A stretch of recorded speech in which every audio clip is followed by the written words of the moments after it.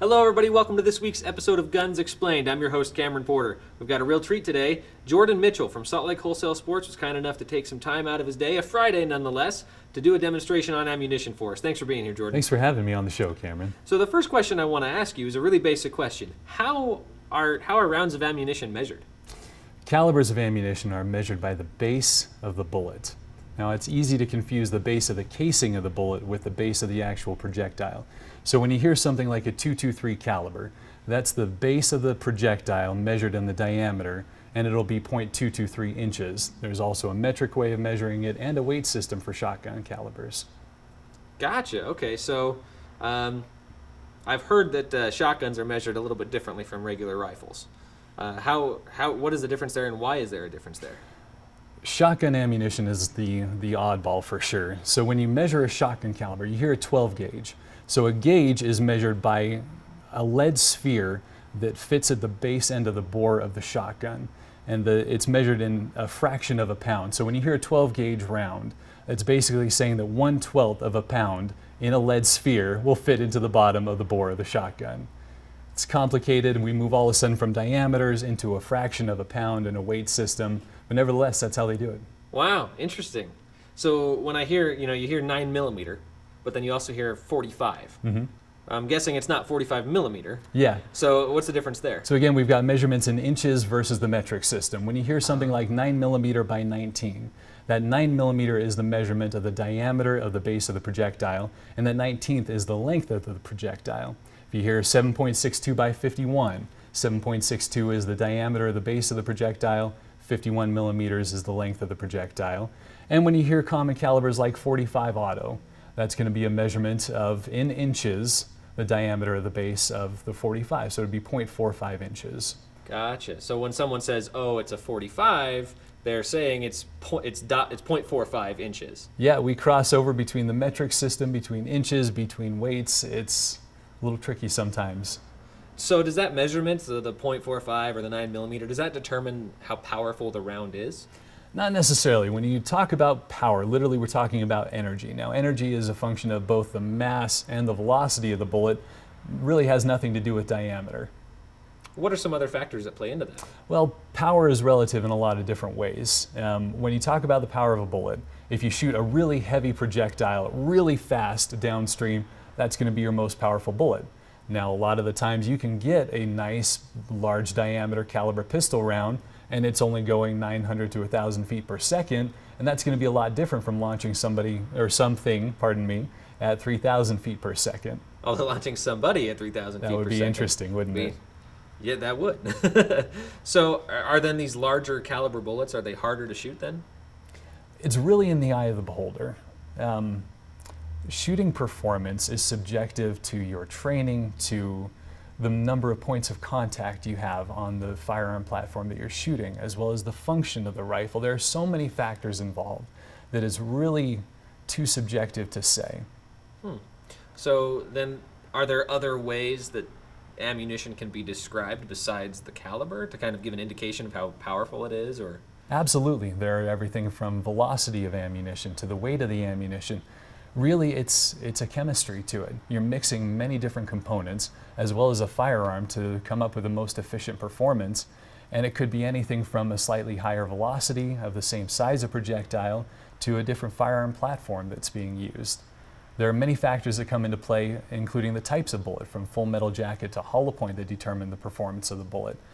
Everything from the concavity of the bullet to so much more that affects it. It's really about getting the right circumstances in play across the board, and one small tweak could make a world of difference. For instance, 5.56 caliber and .223 caliber are commonly interchanged, but really one of them is a slightly higher pressure than another. So if you were to take, for example, a 5.56 caliber, which has the exact same size of projectile, the exact same size of casing, and put it in a .223 rifle, you could have overpressuring, you could have malfunction, even catastrophic failure. So there's a lot of imbalances that can come into play. It's a very scientific process to ensure that you're getting the most effective performance. Interesting. So on that note then, would you say that any one caliber is more dangerous or less dangerous than any other caliber? Yeah, there are a lot of different levels of danger associated with a caliber. Obviously, if you're launching a bowling ball as opposed to launching a golf ball, a bowling ball is going to be a lot more dangerous than a golf ball if they're traveling at the same velocity. The same can be said of something that's only going about 5 feet per second, something that a toddler would be throwing at you as opposed to something being launched out of a cannon. The danger is a matter of, again, getting that chemistry to a certain way so that you're getting the right type of performance. Yeah, lots of things are more dangerous than others. Interesting. So our last episode, we actually talked about whether an assault weapons ban makes sense. And part of that discussion, of course, was discussing what exactly an AR-15 is. And I don't believe we mentioned it, but AR-15s typically shoot .223 or 5.56. So that's the millimeter. 5.56 is the millimeter, and then .223 is the caliber. When you're talking about an AR-15 shooting a .223, and that's actually a relatively small round, is it not? It is, yeah, very much. It's 55 grains. It's smaller than any pistol caliber out there, except for if you were to shoot a rimfire cartridge. Some of those have smaller projectiles than a .223 or a 5.56, but on the scale of bullets, broadly laid out, yes, a .223 or a 5.56 shoots among the smallest projectiles. Interesting. And the AR-15 line has the same semi-automatic capabilities as virtually every other modern firearm, including much larger caliber hunting-style rifles and even handguns. So why do you think the AR-15 line gets so much negative attention? It's tough to say. There are a lot of different reasons why it may get more attention than other things, but the most important thing as far as we're concerned is that all firearms can be dangerous. All firearms need to be kept under appropriate circumstances and used only in safe ways. Anything can be used as a tool for destruction, whether it's a firearm or something else in any size, shape, color that you want. Fantastic. All right. Well, Jordan did bring a few firearms and some different types of ammunition to help us demonstrate exactly what we were just talking about. So we're going to take a minute to get set up, and then we'll be right back to you.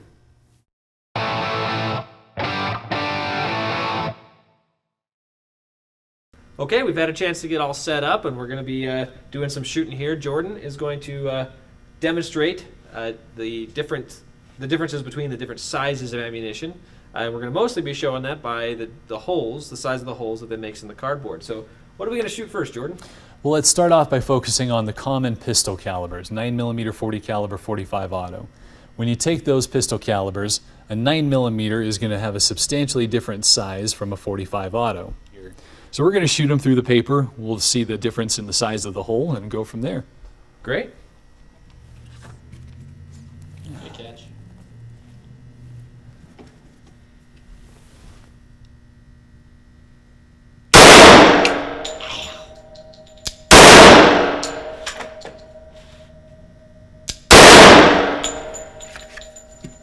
Clear. Right in the money. All right. So we can see the holes there. Which one was that, the 45? That's the 45. That was the 45. Now we'll shoot some 9mm right next to it. We're shooting at a distance of 10 yards, so all of the holes are going to look a little small to our eyes, but we've got a camera trained on the cardboard that'll be able to see the differences really clearly. So. Okay, going hot again. Okay. Range is hot. Ooh, he's got a nice little laser on this one. That's nice. It's a little bit off.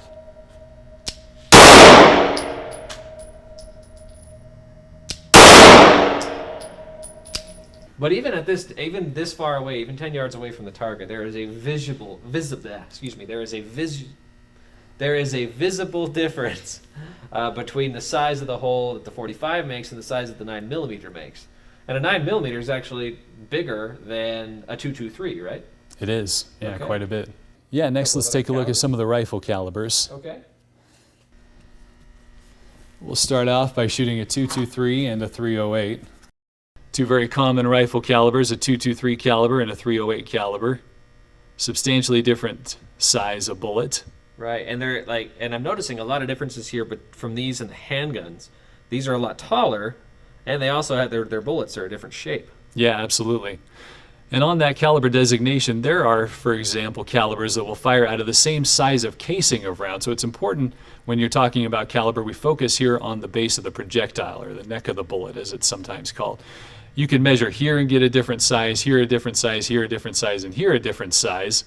But for example, 7mm .8 and 270 Winchester, I believe, will fire out of the same casing, but have substantially different sizes of bullets, almost a quarter to a third difference.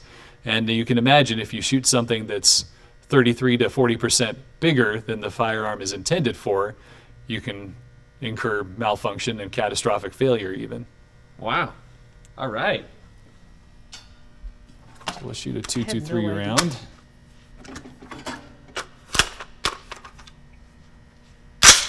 All right, let's see what you got, Jordan.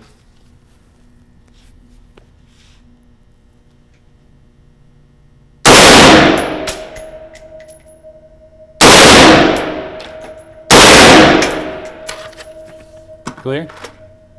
Okay, so which caliber was that again? That was a 223. That was a 223. Okay. But That's pretty tough to see from this. It is. From this the angle, hole is isn't it? really small. The holes are really small. But I don't know if you get the same sense when you're, on the camera, but when you're here, that was actually much more concussive than the handgun rounds were. Absolutely. So it did actually feel like it was a more powerful round, even though the ammunition was smaller, or the bullet was smaller. Well, strictly in terms of power, it is a more powerful round because even though it's a much smaller size of a bullet, there is more energy being transferred. When you make the jump between common pistol calibers like 9mm, traveling about 1,000 to 1,200 feet per second, and something like a 223 that's going 3,000 plus feet per second, the amount of tissue damage in the animal that you're hunting or something else is going to differentiate quite a bit. Pistol calibers going at that velocity are only going to incur damage. The tissue is only going to incur damage at the direct path of the bullet. However, in a 223 round, something traveling at that velocity with that much energy transfer, that's going to shred the tissue around the direct path of the bullet. So you're going to get a lot more damage than you would through, say, the 9mm or the 45 we just shot. And now we'll try a little bit of 308 ammo, which would even boost that because now we've got a much larger projectile traveling just a little bit less velocity, but still quite the size of rifle caliber. Want to watch out for the brass there, Nate. Yeah, I already got hit in the eye by the first one he shot. Also be good.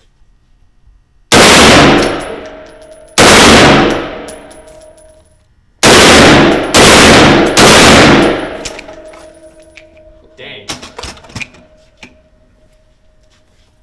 Yeah, you can definitely see a difference. Yeah, it's pretty substantial. Man, you can just feel the difference. Like just the sound waves just hitting you from the explosion is pretty cool. Yeah. Not gonna lie. Should we go take a look? Yeah, let's go take a look real quick. Okay, so these are clearly the smallest holes here. Which ones are these ones? Those from? are the 223 rounds. Those are the two. So those are AR-15 rounds. That's there. right. Man. Okay, so and these biggest ones, I'd say these three are probably the biggest. Those are the 45. Those are the 40, which was a handgun. Yeah. Now So on this one, what we did is we shot 45 in kind of a triangle, and then I tried to get some 9mm close to them so you get a good comparison. So this is a 9mm shot. These two are 9mm shots. This is a 45, and that's a 45. Here's a 45 independently. These are the 223 rounds right here, and then these are the 308 rounds right there. Wow. Now, do we have a shotgun? Did we bring? We a do. shotgun? Yeah, let's shoot some shotgun. Let's do it. That's Oh a my slug. gosh. Get some light in there. Wow. As opposed to, or is that a... As opposed to buckshot, you've got a crimped end there because there are multiple smaller BBs inside of there. We'll shoot it on paper. We'll give you a little bit more clear demonstration about what's being shot downrange. Okay. All right, so we're going to shoot the slug first. I think we're ready to go. Ring Yep. is going hot. Oh! Holy crap! And And then even from here, That hole is massive. That was the slug you said. that was the slug. Okay. Now we're going to look at buckshot. This is looks like an 8 pellet buckshot. So there are going to be 8 BBs firing downrange. Wow. There's a lot of destructive power in a shotgun. Absolutely. Okay, well, that looks like all of the different calibers and sizes and types that you had to show us for this demonstration. So thanks so much for being here, Jordan. We really appreciate your time. Thanks for having me This on the was show, Cameron. Appreciate it. This was fantastic. All right. Well, don't forget to click that subscribe button at the bottom of the video, and we will see you next week.